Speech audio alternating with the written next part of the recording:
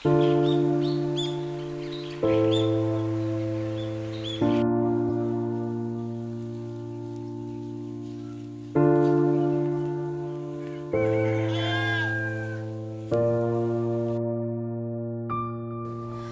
class. Magbigay nga ulit ng isang halimbawa ng mga taong kilos. Yes? Good morning po, ma'am. Anong good sa morning, Mr. Manaw? Late ka na. Anong oras na?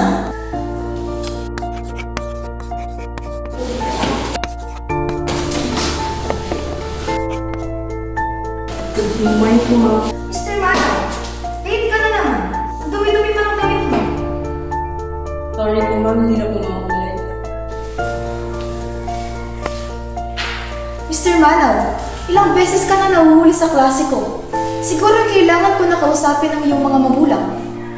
Please. Hindi na po ipatawag yung magulang ko. Okay. Pag-usapan na lang natin ito mamaya sa faculty. Sorry po, ma'am. Ganito po kasi yun.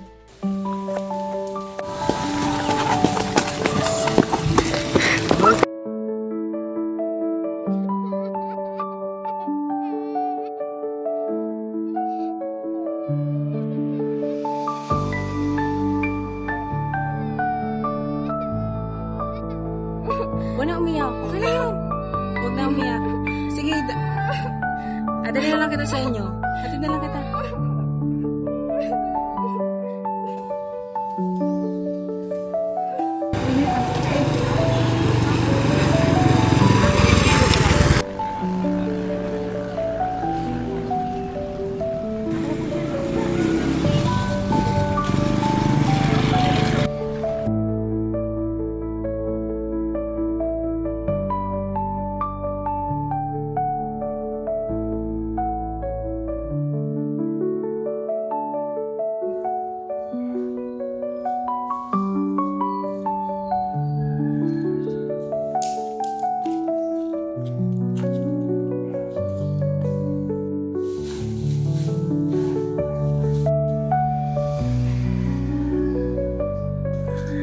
Kuya, pahingi po pagkain.